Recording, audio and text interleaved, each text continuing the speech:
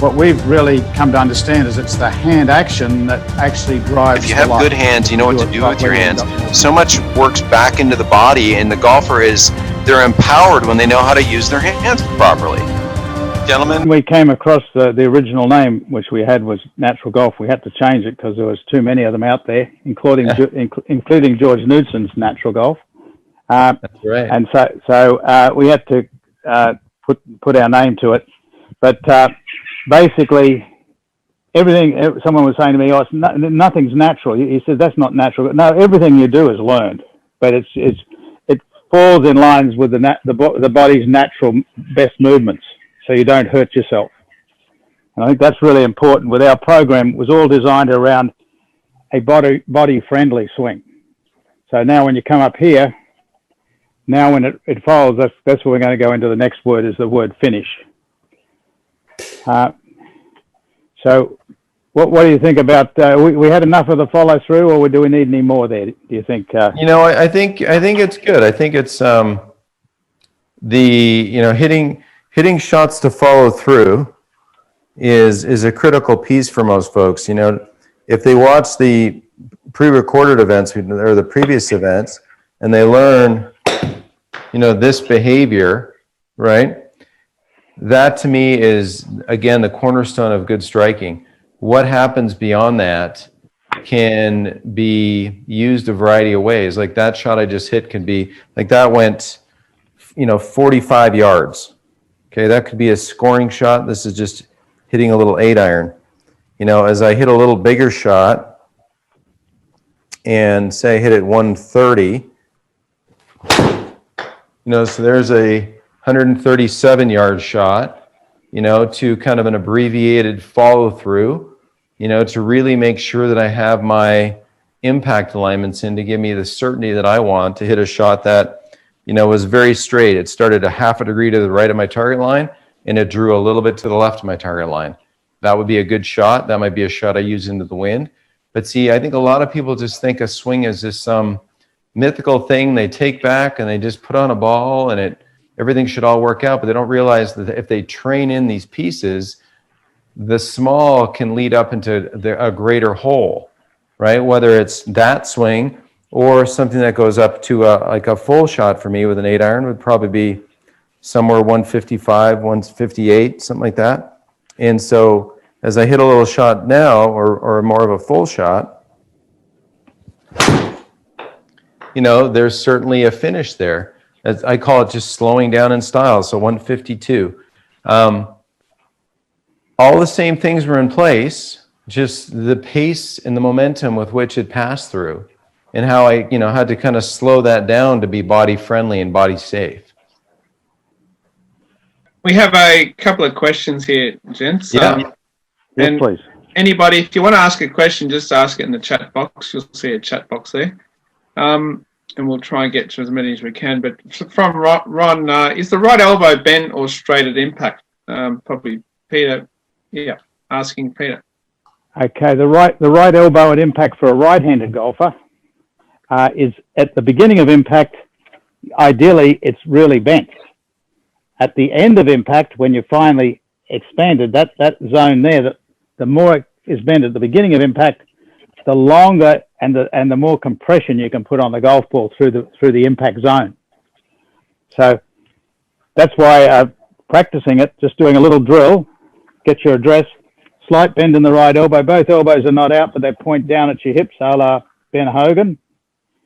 Now, beginning of impact, my right elbow is really in, my left elbow is also in, it's not out, because the left wrist has gone this way. So now, as I straighten the right arm, I even get more twisting of the left hand, and it goes from bent to straight. So that area there is that nice. That's the moment of truth. Okay, so okay, wonderful. That probably answers the next question, which is you use the phrase sustaining compression through impact. Would you and Martin like to just elaborate on that? I'd say it's, taking that over as, the line of compression, LOC, as noted in the golfing machine. I got my book on the desk over there. You know, this sensation of, as the club, you know, unhinges and lines up, this sense of the trail arm, you know, going to follow through, both arms straight. It's about as compressed as you can hit a shot. Now, I wouldn't be enamored to try to force that in a full swing. I would be more inclined to teach somebody that slowly in short shots, so they could do it in a controlled environment. And then when they went to hit full shots, it's more of a freedom of understanding. So, you know, again, this little strike where my trail elbow is, my right arm's bent at address, during a backswing, you know, it takes on a little bit more bend. Then through impact, there's that push and that thrust to both arms straight, you know, to follow through. And there really isn't enough energy to really have the club's momentum take me to finish. But that's in essence what the viewer is, you know, talking about or asking about. And then the more you can freewheel that after training in those feelings, the better off you'll be. Exactly. You know, basically the drills, we like to say the thrill and the skill is in the drill. And most people I know from my own experience in learning the guitar, I don't practice enough in between lessons. No, I agree. When you play on the golf course, you can't be thinking about this. It should be instinctively built in. It should be a reflex, but that's easier to say. And the more you drill, the more instinctive it becomes. That's all. So it becomes really easy after you practice really hard. That's right, exactly. So, you know, I've been fortunate enough to be working with Graham Bolton in his development of and Henry Bolton in the development of the focus band, which they used to help players play out of their mind, basically, because left brain, you can measure the brain waves, and you want to get out of that area. You want to be in the autonomous mode, and you train it in through breathing exercises. But what Graham was telling me, he said, it's amazing. Quite a lot of tour pros come along and what the instant success that the focus band has produced for Jason Day and Justin Rose and a few other players are using it without their name being mentioned. But what Graham told me was that the interesting thing was Justin Rose worked with this solidly for 8 months before he won the Olympic gold medal. And Jason Day, because you can measure, you can see how much they're doing it. He said Jason Day worked harder than any other golfer that he's ever worked with. So the practice, it's one thing to know the technology we're giving you here, but if you don't do the drills and you don't just allow yourself the time to get there, you'll stop yourself quite a lot of the time. So be kind to yourself. Allow yourself to do a bit of drilling and just enjoy the journey and the knowledge that you have now that you can build that impact. And what Martin said, start with the short stuff. No, you know, and don't forget Colin Morikawa. Colin Morikawa is another one that was, you know, used that device quite a bit. But like now is the time. You know, a lot of people are forced to stay home a little bit more often. Like the excuse list has run out. Okay, take command of educating your hands. Take command of understanding the difference between address and impact to follow through to finish. And once you take responsibility, it's amazing. Take responsibility, because once you do, most people don't. They want pixie dust. They come to the golf school, they want pixie dust. And the funny thing is, at my golf school, and people come see me, I'm like, you know what? I joke about this, but I say I'm going to make you suffer.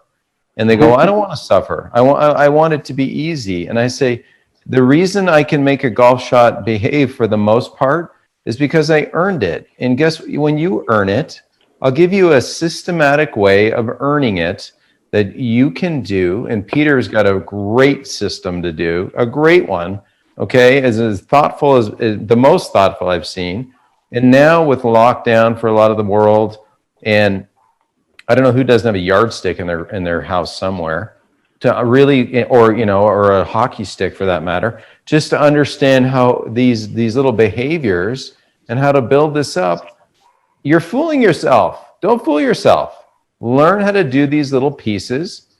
The big stuff that comes out of the little accomplishments, compounding these little skills, will blow your mind. And then you'll feel confident.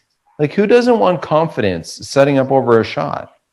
To know that you're going to hit it solidly. You may not hit it exactly where you want to, but you'll know, I guarantee you, that you'll be able to go, man, I'm not going to chunk this, blade this, embarrass myself. Because let's face it, people, the last thing you want to do when you play golf is embarrass yourself. Well, if you have some command over your hands so that you can play out of your mind and you can start to apply the face nicely and compress the golf ball, one, you'll be pleased with the feeling it gives you, because that's what everybody wants, is that pleasing feeling. And then the second thing is the byproduct is great shots, really nice looking shots that behave, and your scores will come down. So, I mean, I don't know who doesn't want that, Peter. That to me blows my mind. What we've really come to understand is it's the hand action that actually drives If you the have life. good